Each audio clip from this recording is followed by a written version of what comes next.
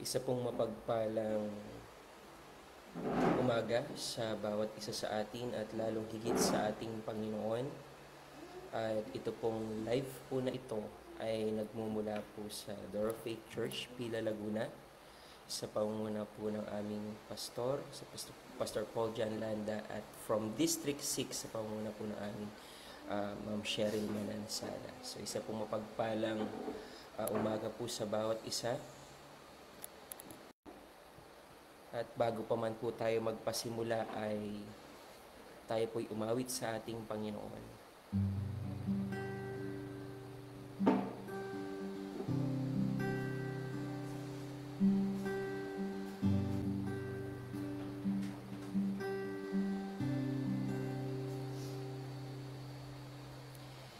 Purify your people, O God.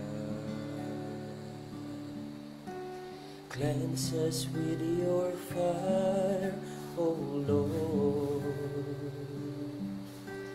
May we walk uprightly in the presence of your love.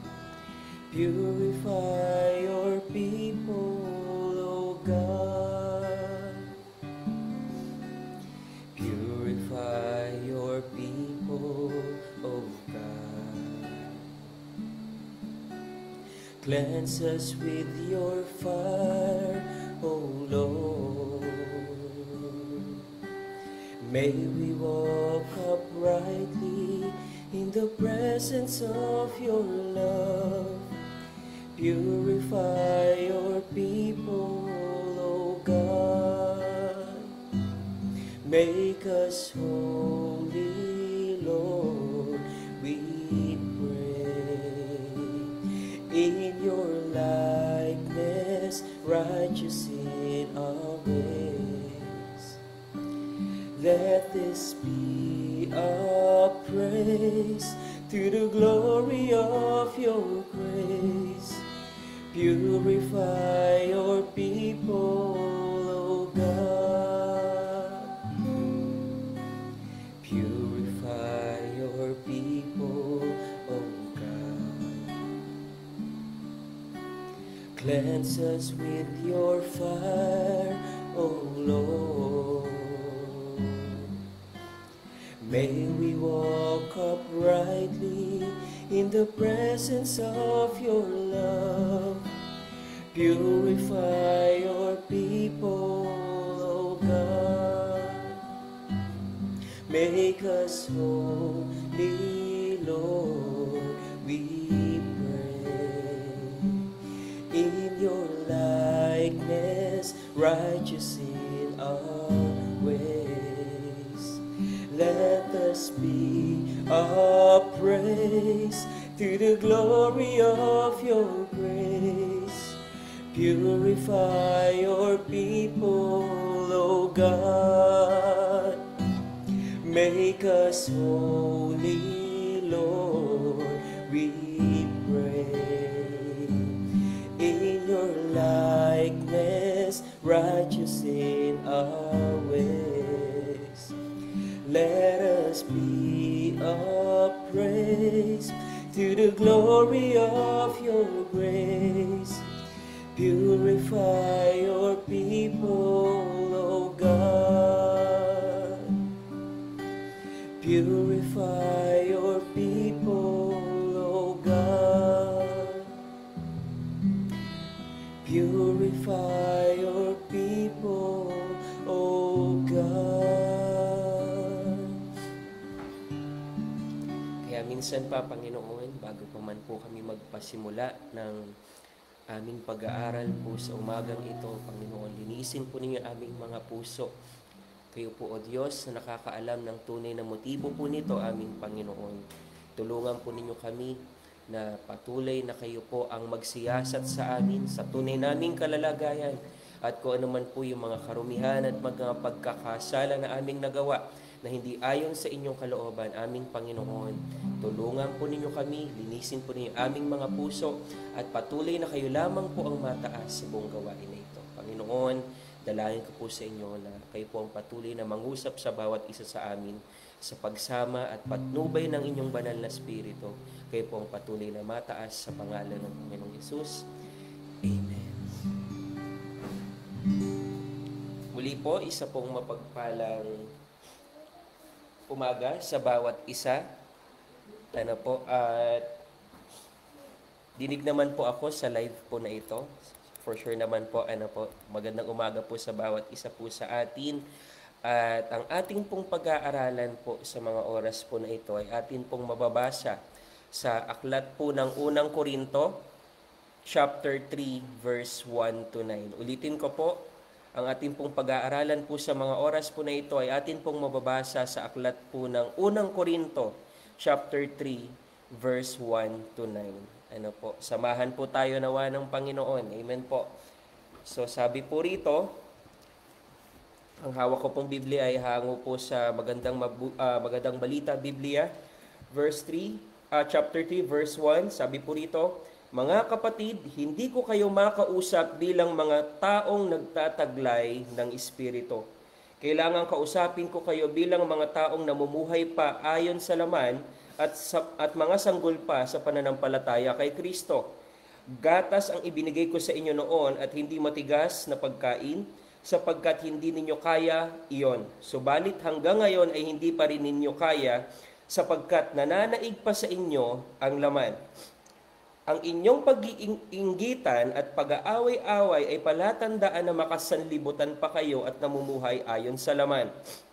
Kapag sinasabi ng isa, ako'y kay Pablo, at ng iba, ako'y kay Apolos, hindi ba't palatandaan iyan na kayo'y namumuhay pa ayon sa laman? Verse 5, sino ba si Apolos at sino ba si Pablo? Kami mga lingkod lamang ng Diyos na kinasasangkapan niya upang akayin kayo sa pananampalataya kay Kristo. Ginawa lamang ng bawat isa sa amin ang tungkuling ibinigay ng Panginoon. Ako ang nagtanim, si Apolos ang nagdilig, subalit ang Diyos ang nagpatubo at nagpalago. Verse 7, hindi ang nagtatanim o nagdidilig ang mahalaga, kundi ang Diyos, sapagkat siya ang nagpapatubo at nagpapalago. Ang nagtatanim at ang nagdidilig ay parehong manggagawa lamang at ang bawat isa ay tatanggap ng gantimpala ayon sa kanyang pagsisikap. Verse 9, kami kapwa manggagawa ng Diyos at kayo'y kanyang bukirin. So papuri po sa pagbasa ng salita ng Diyos. At actually po, nung pinag-pray ko po yung mensahe, ako na po mismo ang kinakabahan. Sabi ko, Lord, bakit naman po ganito ang mensahe? Pero actually po mga kapatid, yung mensahe po na ito ay napapanahon. Napapanahon po talaga siya dahil hindi lamang po siya nangyayari sa panahon po nila Pablo, kundi nangyayari din po sa panahon po ngayon. Amen po. So bago pa man po natin pag-usapan, magkaroon lang po tayo ng konting background. So yung unang Korinto, yung sulat po ni Pablo sa mga taga-Korinto, yung unang Korinto ay ang po bang ina-address po niya na marami po kasing problema. Sabi, to address multiple problems reported to him by Chloe's people. So basically, nakarating na sa kanya, kay Pablo, yung mga maraming issue, dun sa iglesia po sa Korinto. Kaya po nagkaroon na po nagpadala po ng sulat po si Pablo para pag-usapan po yung mga iba't ibang usapin na ito. Kasama na po ito.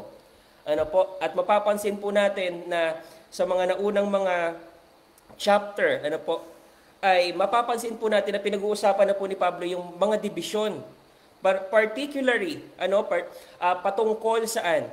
Na mapapansin dito na may nagsasabi daw na susunod ako kay Apolos, susunod ako kay Pablo, susunod ako kay Pedro, at meron pa nagsabi, na kay Kristo ako. Kaya nga sabi ni Pablo, nahahati ba si Kristo? Bakit nagkakaroon ng parang faction or division? Kaya po ang title po ng ating pag-uusapan ay Beware of Factionalism. Iwasan po natin ang pagkakapangkat-pangkat, mga kapatid. Actually, hindi na nga po natin kung tutuusin, kailangan pag-usapan. Yung mismong sinabi na pong verse po kanina, sa explanatory na po siya. Pero atin pong himay-himayin kung ano po ba talaga nangyayari po sa mga panahon po na ito. Ano po? At kung mapapansin po natin sa mga naunang verses po, ano po na mga verses 1 to 9 ng unang Korinto chapter 3, ano po? Anong tawag po ni Pablo sa kanila? Mga infant in Christ. Ano po? Mga baby pa.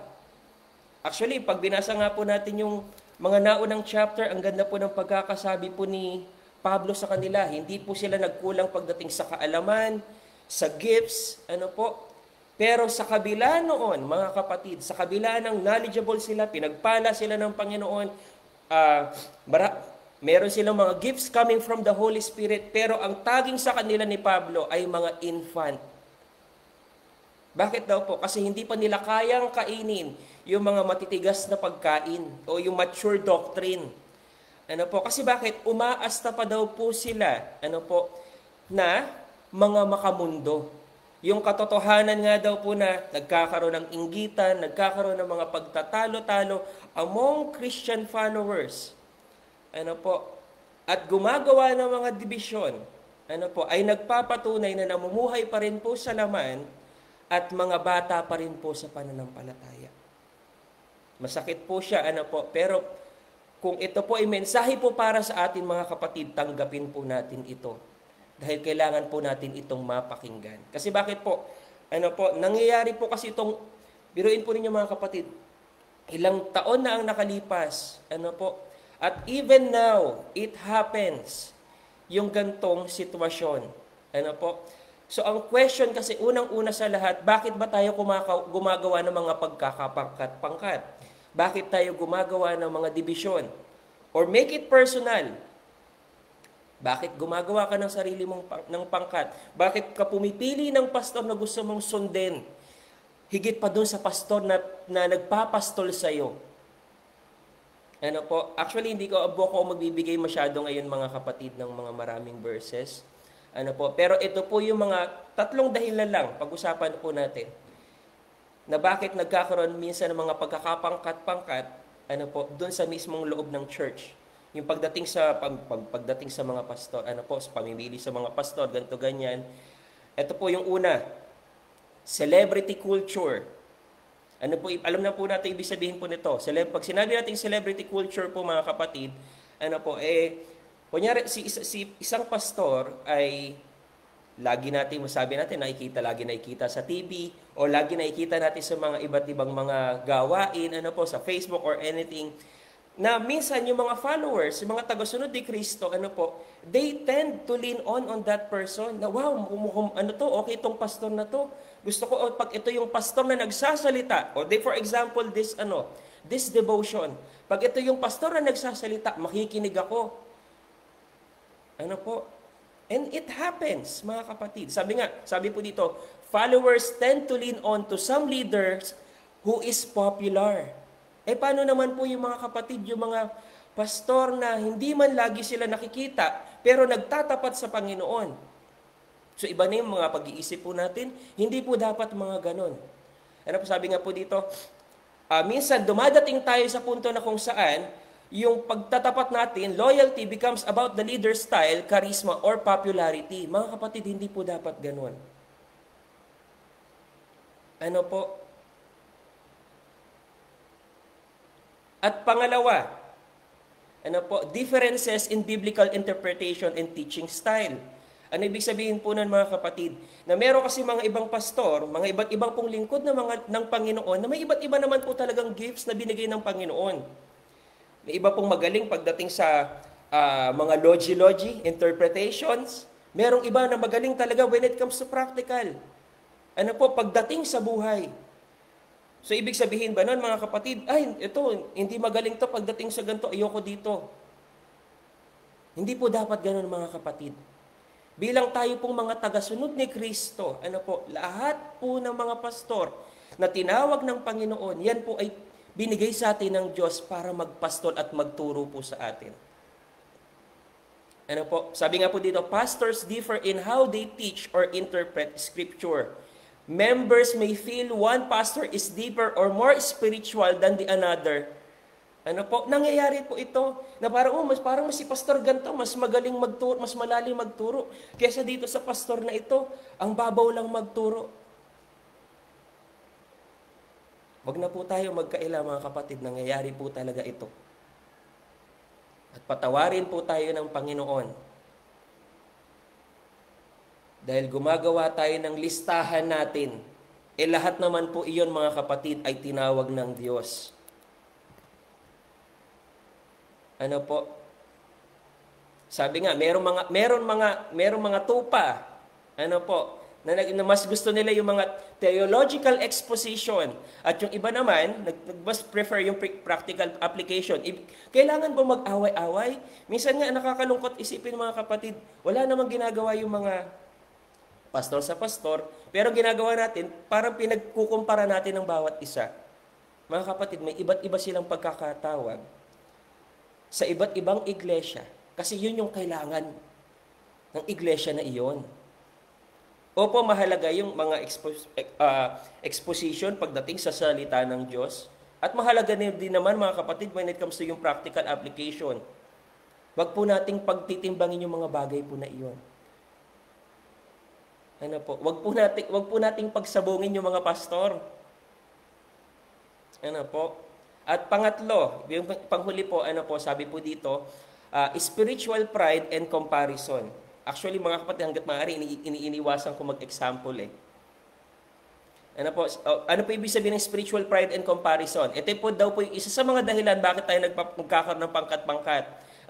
May mga ibang mga mananampalataya na nakikita nila yung sarili nila, na mas mature sila, at parang mas magaling sila pagdating sa mismong pastor na. At mas delikado po iyon mga kapatid. Ba't naman si pastor ganito magturo?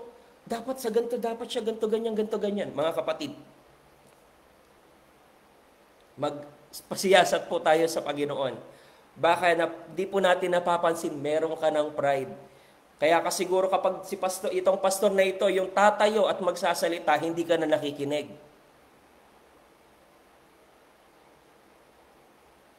Ba't ganito si pastor mag-pray? Dapat ganito siya mag-pray.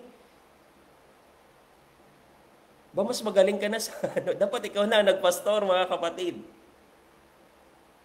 Ito po mga kapatid, balansin ko lang po. Hindi ko po tinataas po ang mga pastor. Pero ito po kayo sinasabi ng Panginoon sa atin sa mga oras po na ito. Na siyasatin po natin ang ating mga sarili. Na baka meron ng pagmamalaki sa ating mga puso. Na baka gumagawa na tayo ng mga pangkat-pangkat. At baka dumadating na tayo sa punto sa mga oras na ito na hindi na tayo nakikinig sa iba. Gusto ko mga tuturo ni pastor, mga theological exposition. But mga kapatid, ito isipin na lang po natin. Bakit ba minsan ang tinuturo, binibigay sa ating mensahe kada linggo is when it comes to talagang sa buhay? Baka kasi yun talaga yung mensahe sa iyo ng Panginoon. Na hindi ka pa talaga malago, ang gusto mo puro kaalaman, pero wala namang bunga. Iilan lang po ito, mga kapatid. Iilan lang po ito, saan? Sa mga dahilan, bakit nagkakaroon ng pangkat-pangkat, paggugrupo-grupo sa loob ng church. At yung kahit ano pang mga rason po iyan, mga kapatid, sabi nga po dito, itong mga behavior po na ito ay nagpapatunay, nagpapakita ng ating spiritual immaturity.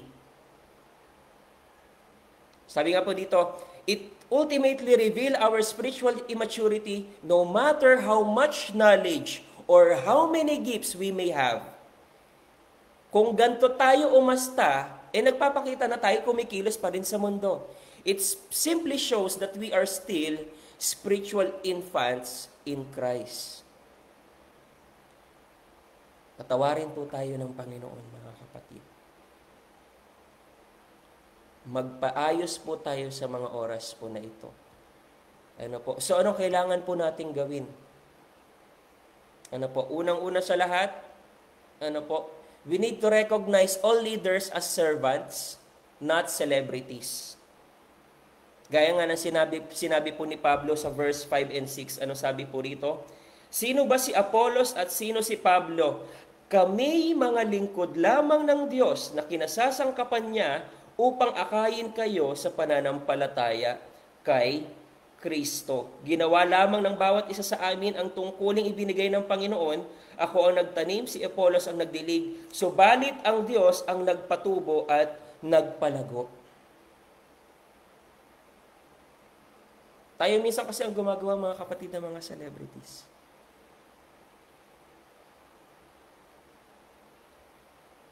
Tapos kapag yung pastor bumagsak, aawayin natin. Ano po? Magmingi tayo ng tawad sa Panginoon. Paayos tayo sa Panginoon, mga kapatid. Sabi nga po dito, they may have different teaching styles, discipleships, and preaching, but all of them are in unison.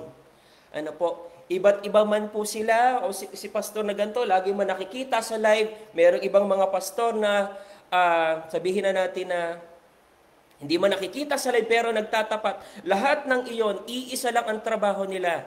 Sila po ay nagtatapat sa Diyos para nang sa gayon mapakain tayong mga tupa. Ano po? At ang bawat isa sa kanila ay binigyan ng trabaho ng Diyos. Sabi nga dito, kung si Pablo ang si Apolos ang nagtanim, si Pablo ang nagpalago or magkaiba man, iisa lang po iyon. Ang mahalaga, ang Diyos, ano po, na siyang nagpapalago at nagtuturo sa atin, sa bawat isa sa atin, ano po. Sabi nga, God is the one who make every followers grow. Ano po, we must not exalt leaders above their role. Ano po? At anong kailangan natin? Respect spiritual leadership, but remember they are tools in God's hand, not the source of spiritual life. Ano po? At magpaturo tayo sa Panginoon, mga kapatid. Iwasan na po natin, gaya po sinabi ko, nung una pa lang, iwasan na po natin ang pagkakapangkat-pangkat. Ano po? Iwasan na po nating mamili ng leader na susundin. Ano po? Magtanong tayo sa Panginoon, bakit siya ang binigay sa atin ng Panginoon? Kasi siya talaga yung para sa atin, ano binigay sa atin ng Panginoon. At kung dumating man ng panahon, sabihin na, Lord, paano hindi naman po nagtatapat? Ang Diyos ang bahala doon. May timing ang lahat ng bagay. At bukod pa ron, pangalawa, be united in Christ, not divided by people. Gaya na sinabi nung una, ano po, magkaisa tayo. Ano po, kay Kristo tayo sumentro. Magpasalamat tayo dahil may mga pastor na nagpapastol sa atin, na binigay sa atin ng Panginoon. Pangatlo, grow in spiritual maturity. Gaya nga na sinabi ni Pablo kanina, ano po, hindi ko kayo makakausap sa Espiritu kasi umaasta pa kayo na makamundo. Kayo mga baby pa. So anong gusto sa atin ng Panginoon? Mag-mature na tayo. Bitawan na natin yung mga ganyang bagay. Magpaayos tayo sa Panginoon.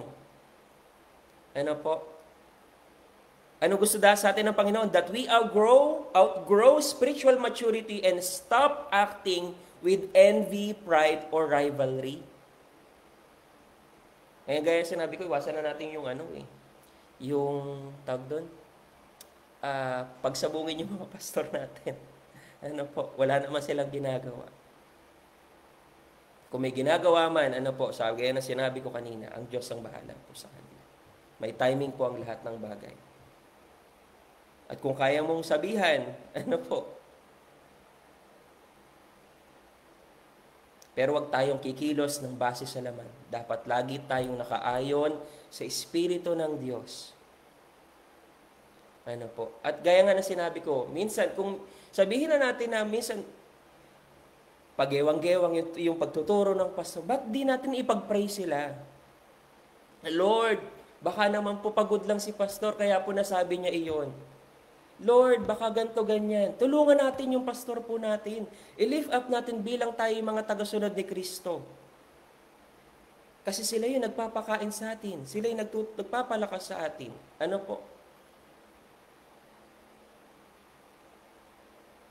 At sabi po dito, bukod pa po ron, anong kailangan natin gawin? Honor the whole body of Christ. Magbabasa natin sa unang Korinto chapter 12:25. Sabi po rito, unang Korinto 12:25, upang hindi magkaroon ng pagkakabahabahagi, sa halip ay magmalasakit ang bawat bahagi sa isa't isa. Ano po? Huwag tayong magkaroon ng tawag doon, magkaroon tayo ng pagpapantay-pantay sa lahat ng katawan ni Kristo. Kahit ba si ganto ay hinlalaki lang sa paa o appendix lang, lahat po yan may purpose. Huwag po nating mamaliitin. Lahat po ng mga lingkod ng Diyos ay pantay-pantay. At panghuli, we need to pursue love above all. Kasi pag may pagmamahal, it casts out all sins. Mas matututo tayong umunawa. Matututo tayong maging mababa. At kung tingin natin sa sarili natin, mas marami kang alam sa pastor, purihin ang Panginoon. Bakit? Binigyan ka ng kaalaman, ngayon iwasan mong magmalaki. Ipag-pray mo ang pastor mo na na lumago din pagdating sa kaalaman. Pero for sure naman, mas magaling ang pastor sa ibang mga bagay. At yan ang binigay sa iyo ng pastor, kaya makinig ka.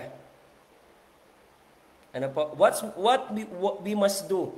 Treat one another with patience, kindness, humility, and forgiveness, even across differences. So, magpaayos po tayo sa Panginoon sa mga oras po na ito.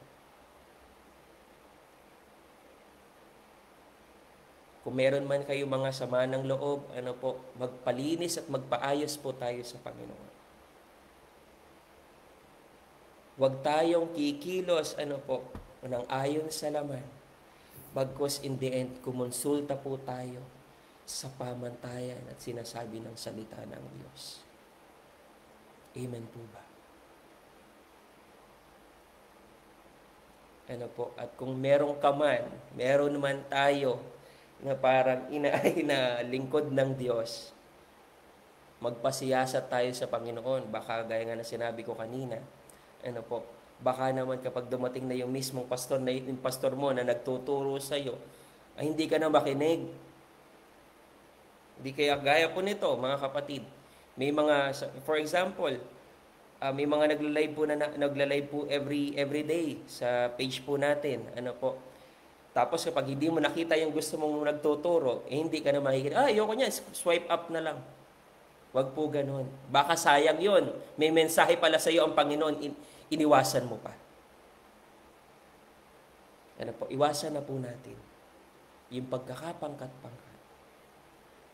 At tayo po'y magpalago sa pananampalataya sa ating Panginoon. Tulungan po natin yung ating mga lingkod ng Diyos na binigay po sa atin.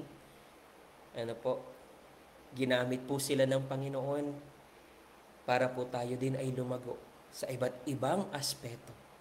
Magpasalamat na lang po tayo kung may mga pastor na magaling pagdating sa mga knowledge, theological exposition or whatsoever, or kung may mga pastor na magaling when it comes to practical. Magpasalamat tayo sa lahat ng bagay dahil binigay sila ng Panginoon. Although they have different gaya sabi ko, teaching styles, iisa lang yan. Galing lahat yan sa Panginoon. Kaya papuri po sa ating Diyos, saglit tayong manalangin, aming Diyos, aming Ama.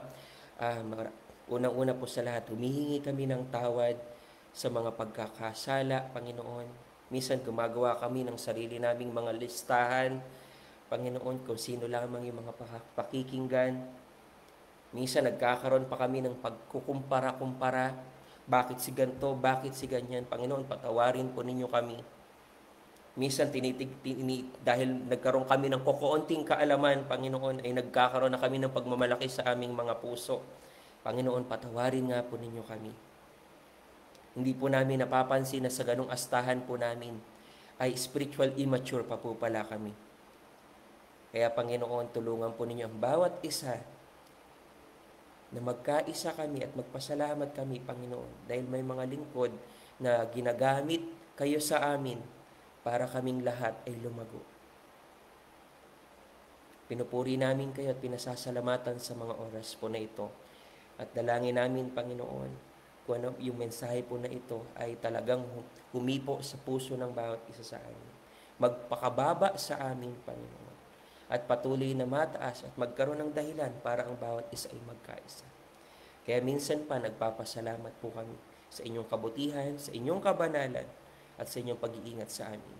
Sa inyo lamang po ang papuri at pagsamba sa pangalan ng Panginoong Hesus. Amen. Ano po? Magandang umaga po, sa Diyos po ang lahat ng papuri.